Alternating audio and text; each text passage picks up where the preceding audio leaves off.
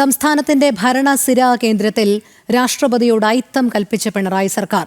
സെക്രട്ടേറിയറ്റിലെ ദർബാർ ഹാളിലെ ചിത്രങ്ങളിൽ നിന്ന് രാഷ്ട്രപതിയെ ഒഴിവാക്കിയാണ് സർക്കാരിന്റെ അവഗണന. മുൻ രാഷ്ട്രപതി പ്രണബ് മുഖർജി സ്ഥാനമൊഴിഞ്ഞതിനു ശേഷം വന്ന രാംനാഥ് കോവിന്ദിന്റെയും ദ്രൗപദി മുർമുവിന്റെയും ചിത്രങ്ങൾ സ്ഥാപിക്കാൻ സർക്കാർ തയ്യാറായില്ല. രാഷ്ട്രപിതാവിനൊപ്പം നിലവിൽ രാഷ്ട്രപതിയുടെയും ചിത്രം സ്ഥാപിക്കണമെന്ന് സെക്രട്ടേറിയറ്റ് എംപ്ലോയീസ് സംഘം പട്ടികജാതി മോർച്ചയും പരാതി നൽകിയെങ്കിലും സർക്കാർ ചിത്രം സ്ഥാപിക്കാൻ തയ്യാറായില്ല.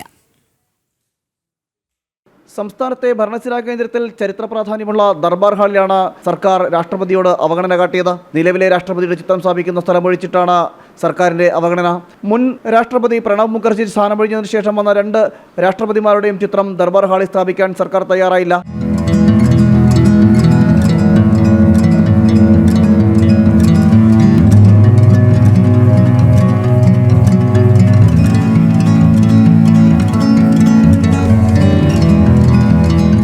ഭരണസിരാ കേന്ദ്രത്തിൽ രാഷ്ട്രപതിയുടെ ചിത്രം സ്ഥാപിക്കണമെന്നാവശ്യപ്പെട്ട് സെക്രട്ടേറിയറ്റ് എംപ്ലോയീസ് സംഘ് BMS-ഉം പട്ടികജാതി മോർച്ചയും പരാതി നൽകിയെങ്കിലും സർക്കാർ അംഗീകരിക്കാൻ തയ്യാറായില്ല. സർക്കാർ നടപടിക്കെതിരെ രൂക്ഷമായ വിമർശനങ്ങളാണ് ഉയരുന്നത്. നടപടി വിമർശിച്ച് ഹിന്ദു ഐക്യവേദി നേതാവ് KP ശശികൽ ടീച്ചറും രംഗത്തെത്തി.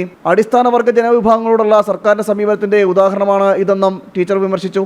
ഈ ദേശീയതയോടുള്ള അവരുടെ അടങ്ങാത്ത പക, അത് അവരുടെ ഉള്ളിലുള്ള വിഘടനവാദമാണ് അവരെ അത്തരത്തിലേക്ക് നയിക്കുന്നത്.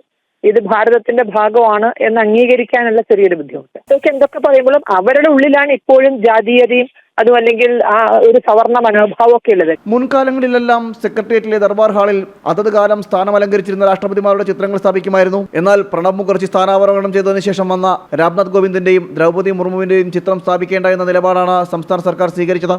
ജനം, തിരുവനന്തപുരം.